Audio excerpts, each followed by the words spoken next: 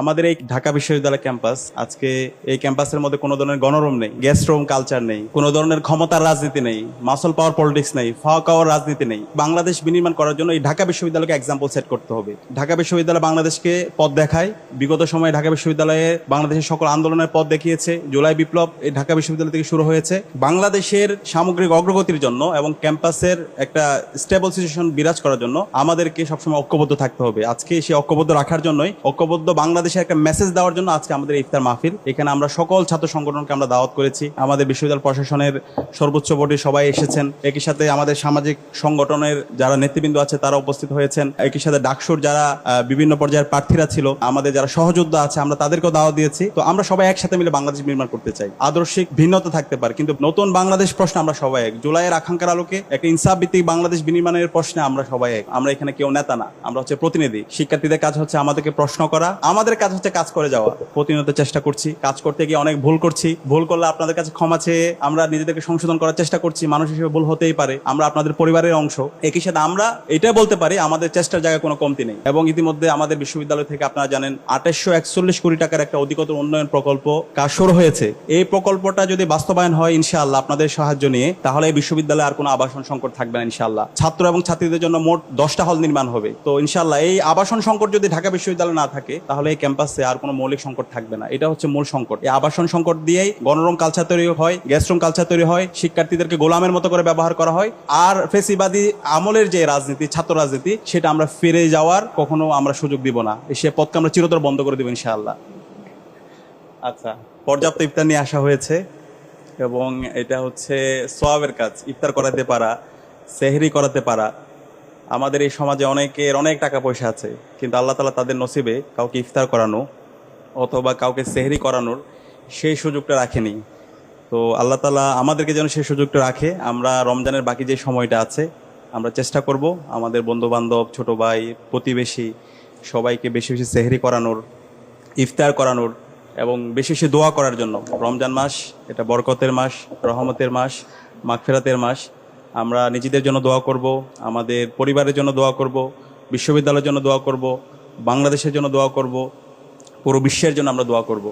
এবং শেষ সাথে যদি পারা যায়, যত বেশি পারা যায় আল্লাহর কাছে আমাদের সমস্যাগুলো কথা বলে, আল্লাহ পাক সুবহানাহু ওয়া তাআলা আমাদেরকে অনেক বেশি বরকতে পরিপূর্ণ করে দেবেন ইনশাআল্লাহ।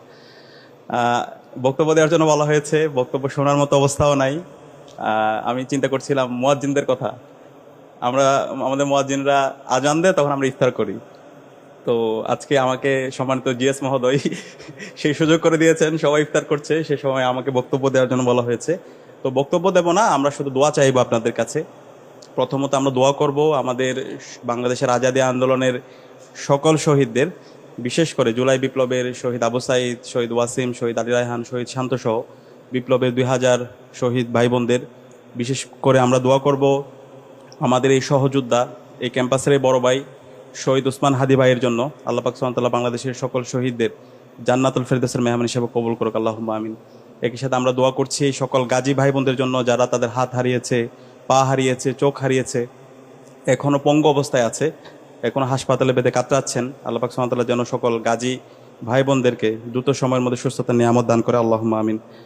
আমাদের এই ক্যাম্পাস ঢাকা বিশ্ববিদ্যালয় ক্যাম্পাস আজকে এই ক্যাম্পাসের মধ্যে কোনো ধরনের গণরুম নেই, কোনো ধরনের গেস্ট রুম কালচার নেই, কোনো ধরনের ক্ষমতার রাজনীতি নেই, মাসল পাওয়ার পলিটিক্স নেই, ফাওয়ার রাজনীতি নেই। তো এই যে ক্যাম্পাসটা পেয়েছি, এই ক্যাম্পাসটা পাওয়ার পেছনে আমাদের শহীদের আত্মত্যাগ আছে। সে কারণে আমরা যেন সবসময় এই শহীদদের কথাগুলো স্মরণ রাখি। শহীদরা যে জন্য জীবন দিয়েছে, তাদের আকাঙ্ক্ষার আলোকে আমরা যেন আমাদের ক্যাম্পাসকে বিনির্মাণ করি, নতুন বাংলাদেশ বিনির্মাণ করি। এই বাংলাদেশ বিনির্মাণ করার জন্য এই ঢাকা বিশ্ববিদ্যালয়কে এক্সাম্পল সেট করতে হবে। ঢাকা বিশ্ববিদ্যালয় বাংলাদেশকে পথ দেখায়। বিগত সময়ে ঢাকা বিশ্ববিদ্যালয়ে বাংলাদেশের সকল আন্দোলনের পথ দেখিয়েছে। জুলাই বিপ্লব এই ঢাকা বিশ্ববিদ্যালয় থেকে শুরু হয়েছে। সুতরাং বাংলাদেশের সামগ্রিক অগ্রগতির জন্য এবং ক্যাম্পাসের একটা স্টেবল সিচুয়েশন বিরাজ করার জন্য আমাদেরকে সবসময় ঐক্যবদ্ধ থাকতে হবে। আজকে সেই ঐক্যবদ্ধ রাখার জন্যই, ঐক্যবদ্ধ বাংলাদেশের একটা মেসেজ দেওয়ার জন্য আজকে আমাদের ইফতার মাহফিল। এখানে আমরা সকল ছাত্র সংগঠনকে আমরা দাওয়াত করেছি। এখানে আমাদের বিশ্ববিদ্যালয় প্রশাসনের সর্বোচ্চ বডির সবাই এসেছেন।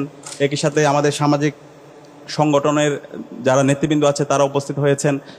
একই সাথে ডাকসুর যারা বিভিন্ন পর্যায়ের প্রার্থীরা ছিল, আমাদের যারা সহযোদ্ধা আছে, আমরা তাদেরকেও দাওয়াত দিয়েছি।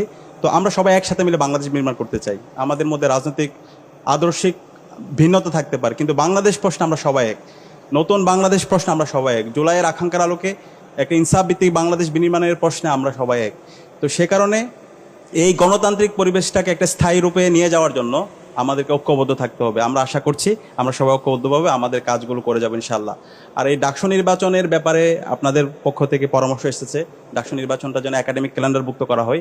আমাদের যে দ্বিতীয় কার্যনির্বাহী মিটিং ছিল, সেই নির্বাহী মিটিংয়ে সর্বসম্মতিক্রমে সেটা পাশ হয়েছে।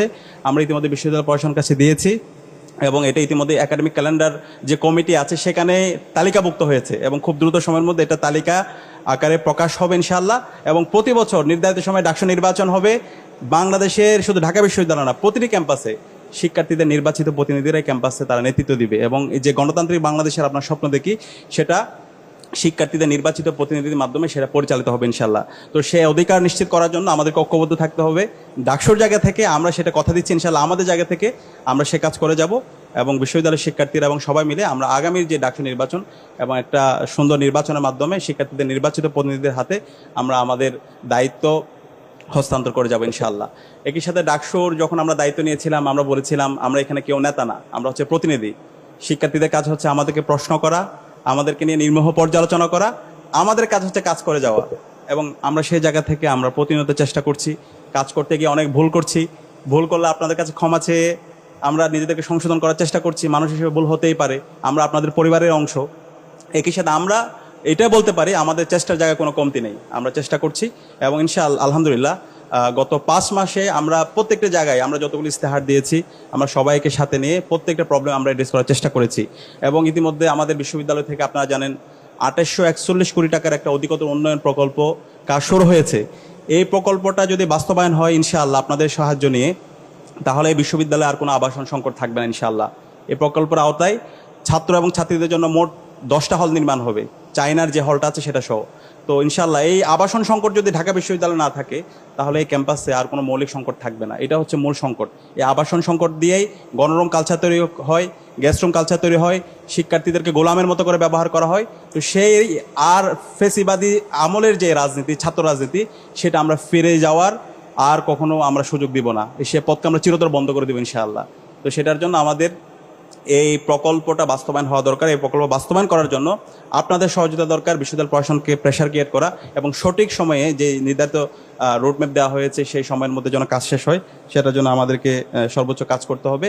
একই সাথে বিশ্ববিদ্যালয়ে আপনারা দেখতে পেয়েছেন সেন্ট্রাল মসজিদের, এটা আমাদের জায়গা থেকে বিশ্ববিদ্যালয় প্রশাসনকে বলেছি প্রায় 65 বছর পরে এই মসজিদের সংস্কার কাজ হয়েছে এবং এটার একটা পূর্ণাঙ্গ একটা কমপ্লেক্স হবে, যে কমপ্লেক্সের মধ্যে সকল ধরনের আধুনিক সেবা থাকবে এবং মেডিকেল সেন্টার, এর আগে অনেক ভাই এটা নিয়ে কাজ করেছে এবং সবার সার্বিক সহায়তার মাধ্যমে মেডিকেল সেন্টারের উন্নয়ন হয়েছে। এর বাইরে আমরা ইতিমধ্যে বলেছি আমরা প্রতিনিয়ত শিক্ষার্থীদের কাছে জবাবদিহি করতে চাই। সে জবাবদিহিতার অংশ হিসাবে আমরা ইতিমধ্যে 4 মাসে কি কাজ করেছি সেটার একটা স্মারক আমরা বের করেছি এবং আমরা প্রতি মাসেই আমাদের কাজের আপডেটগুলো নিয়ে শিক্ষার্থীদের মুখোমুখি হব, শিক্ষার্থীদের প্রতিটি হলে হলে যাব এবং শিক্ষার্থীদের কাছে জবাবদিহিতা করব। শিক্ষার্থীরা হচ্ছে আমাদের বৈধতা এবং শিক্ষার্থীদের যে আকাঙ্ক্ষা, তাদের প্রত্যাশার আলোকে একটি আপনার স্বপ্নের ক্যাম্পাস বিনির্মাণ করবো ইনশাআল্লাহ। তো আমরা আশা করছি আমাদের ঢাকা বিশ্ববিদ্যালয়ে যে গণতান্ত্রিক যে পরিবেশ শুরু হয়েছে, তৃণমূল পর্যায়ে সেই পরিবেশটা আমাদেরকে ছড়িয়ে দেওয়া দরকার। আমরা নির্বাচন পরবর্তী সারা দেশে বিভিন্ন ধরনের সহিংসতা দেখতে পাচ্ছি, তৃণমূল পর্যায়ে বিভিন্ন ধরনের সংঘাত হচ্ছে। তো আমরা সবাইকে অনুরোধ করব যেন আমরা সবাই ঐক্যবদ্ধ হই ফেসিবাদের বিরুদ্ধে, খুনি হাসিনার বিরুদ্ধে এবং এই জুলাইয়ে যারা গণহত্যা চালিয়েছে তাদের বিচারের প্রশ্নে যেন আমরা সবাই ঐক্যবদ্ধভাবে এবং নতুন বাংলাদেশ বিনির্মাণের জন্য সবাই যেন আমরা ঐক্যবদ্ধ থাকি এবং আমাদের কমন এনিমিকে ঠিক করে আমরা ঐক্যবদ্ধভাবে আমাদের এই বাংলাদেশ যেন বিনির্মাণ করি, সে উদাত্ত আহ্বান জানিয়ে এবং আমাদের সবার জন্য দোয়া চেয়ে আমি আমার কথা এখানে শেষ করছি। আসসালামু আলাইকুম রহমতুল্লাহ। সম্মানিত বন্ধুগণ, আমরা হয়তো আর 10-12 মিনিট প্রোগ্রাম চালাবো আর কি, আপনাদের বসবার অনুরোধ করছি। সর্বোচ্চ 10 মিনিট প্রোগ্রাম চলবে, এরপরে আমরা অফিসিয়ালি প্রোগ্রাম শেষ করবো। কথা নিয়ে অনুরোধ করছি বিশ্ববিদ্যালয়ের মাননীয় প্রক্টর স্যার, আমাদের সকলের সাইফুদ্দিন আহমেদ স্যারকে অনুরোধ করছি কথা নিয়ে আসার জন্য। এবার কথা নিয়ে আসবেন মাননীয় প্রক্টর মহোদয়। বিসমিল্লাহির রহমানির রহিম। আসসালামু আলাইকুম রহমতুল্লাহ বরকাতুহু। ডাকসু কর্তৃক আয়োজিত আজকের ইফতার মাহফিলের সম্মানিত অতিথিবৃন্দ, উপস্থিত ডাকসুর এবং বিভিন্ন হল সংসদের প্রতিনিধিবৃন্দ, বিভিন্ন ছাত্র সংগঠনের প্রতিনিধিবৃন্দ, এবং সামাজিক সাহিত্যিক সংগঠন এবং প্রিয় সাংবাদিক বৃন্দ, আজকে আমরা এখানে সম্ভবত 5 শতাধিক মানুষ মিলিত হয়েছি এবং 5 শতাধিক মানুষ মিলিত হয়ে আমরা ইফতার করলাম। কোনো হইচই নাই, কোনো আওয়াজ নাই, খাওয়া শুরু হওয়ার পরে একটু আওয়াজ পাওয়া যাচ্ছে আর কি। এই যে অভ্যাস, এই অভ্যাসটাই হলো আসলে ডাকসুর একটা বড় অবদান। আমাদের ভিপি বলে গেছেন যে ক্যাম্পাসে এখন গণরুম নাই। আমার মনে আছে আমরা যখন হলে থাকতাম তখন আমরা সিনিয়র হয়ে যাওয়ার পরে ডাবলিং করতে হতো। তো আমাদের হলের নেতৃবৃন্দকে বলতাম, ভাই এই ডাবলিং তো আর করা যায় না। তা বলে, ভাই কয়দিন পরে ট্রিপলিং করবো, এটার প্র্যাকটিস করে যাও এখান থেকে। কিন্তু এখন আমি জানি অনেক হল আছে যারা সিঙ্গেল সিট দিচ্ছে শিক্ষার্থীদের। ঢাকা বিশ্ববিদ্যালয় এটা আমরা হয়তো 5ই আগস্ট আগে ভাবি নাই। আমাদের এই সুযোগটা যারা দিয়েছেন সেই বীর যোদ্ধা, আমাদের প্রিয় শিক্ষার্থী, ছাত্র জনতা, তাদের প্রতি আমাদের কৃতজ্ঞতা শেষ নেই। তোমরা যারা প্রতিনিধি আছো এই বিভিন্ন হল এবং ডাকসুর, বিভিন্ন শিক্ষার্থী যারা আছো, তোমাদের কাছে অনুরোধ থাকবে, আমরা যে যাই করি না কেন এই কথাটা যেন আমরা কোনোদিন ভুলে না যাই। আজকে আমরা এখানে এই পর্যায়ে এসেছি ওদের আত্মত্যাগের বিনিময়ে, এবং আমরা সবসময় ওদেরকে আমরা দোয়ায় রাখবো এবং ওরা যেটা চেয়েছিল সেটা থেকে যেন আমরা কোনোদিন বিচ্যুত না হই, সেটা আমরা মাথায় রাখবো। কেউ যদি আমাদের বিচ্যুত করতে চায় তখন আমরা রুখে দাঁড়াবো, ঐক্যবদ্ধভাবে রুখে দাঁড়াবো, কোনো পিছপা হব না।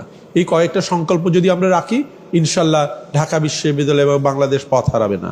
ধন্যবাদ সবাইকে।